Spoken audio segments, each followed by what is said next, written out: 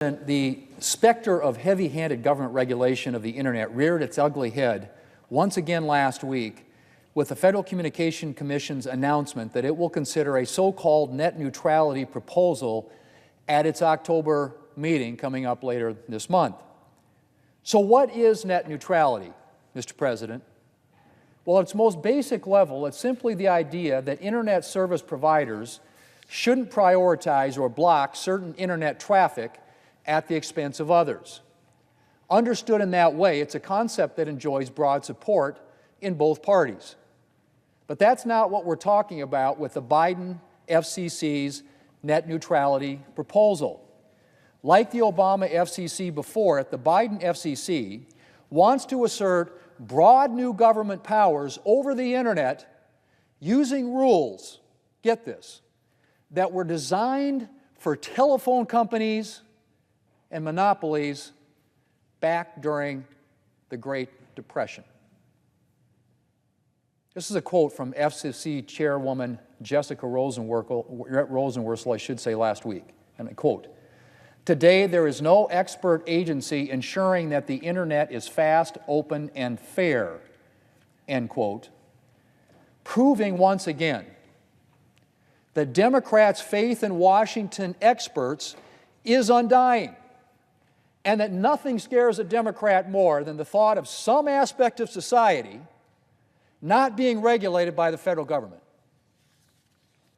Mr. President, this is not the first time Democrats have sounded the alarm about the perils that await us if we don't let the government regulate the Internet with a heavy hand. In fact, back in 2015, the Obama FCC actually implemented the regulatory regime the Biden FCC is now considering imposing again.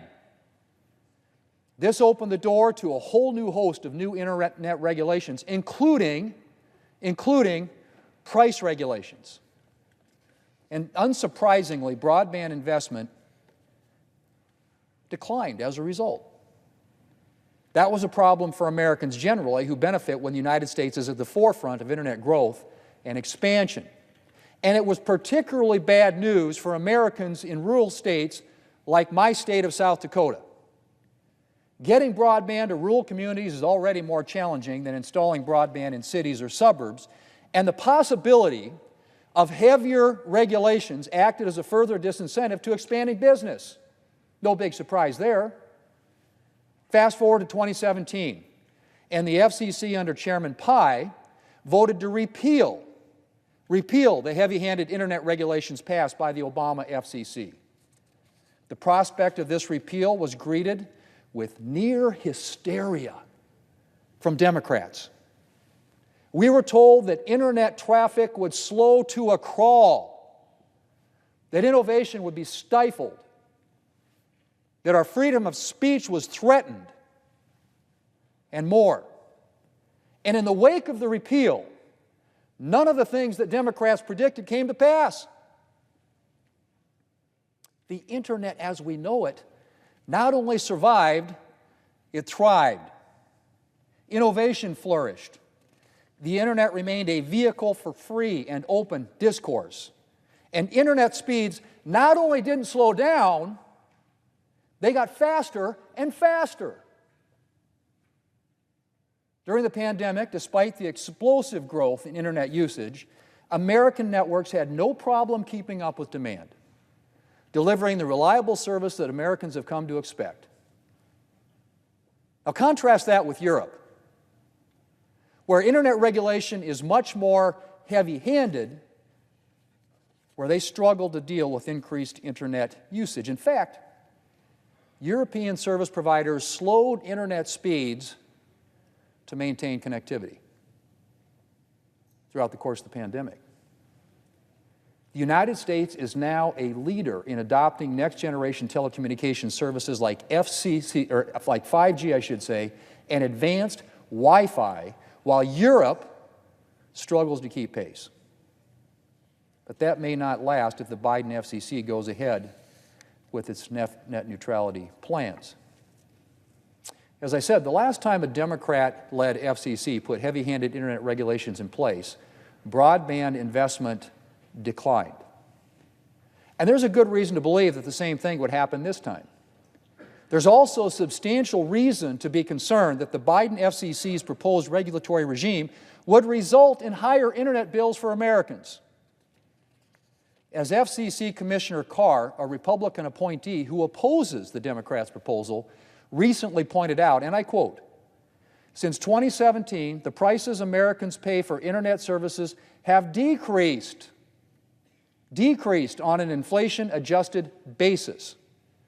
Meanwhile, the prices for utility-regulated services like electricity, water, and gas have increased over 2 times faster than the prices for internet services."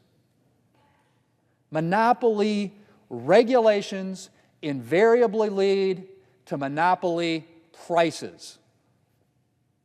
In addition, Title II regulation opens the door to regulators adding new taxes and fees to consumers' monthly broadband bills. That also from Brendan Carr's statement. And in addition to higher prices for consumers and decreased broadband investment, another consequence of the Biden FCC's proposed new regulatory regime would be government interference in internet traffic. Ironically, given Democrats' professed concerns, it is precisely the net neutrality regime they're calling for that could imperil the free and open internet they claim to want. Under the regulatory regime the Biden FCC wants to impose, the federal government would be allowed to block or prioritize internet traffic or otherwise interfere with the free flow of information. Think about that one. And given, I would add, the Biden administration's demonstrated willingness to use its regulatory power to advance its social and environmental agenda, it is not hard to imagine the Biden administration using this proposed new regulatory power to shape Americans' internet experience for its own ends. Mr. President, the Biden FCC should be focused on addressing real challenges, such as continuing our efforts to close the digital divide and ensuring that every American has access to high-speed broadband. It should not be wasting time and money advancing a solution to a problem that does not exist. Thanks in substantial part to the light touch regulatory regime currently in place, the internet in the United States is thriving and bringing new benefits to American families and businesses. And if Democrats really want a free and open internet and to keep the U.S. at the forefront of broadband development, they will oppose the Biden FCC's heavy-handed power grab. Mr. President, I yield the floor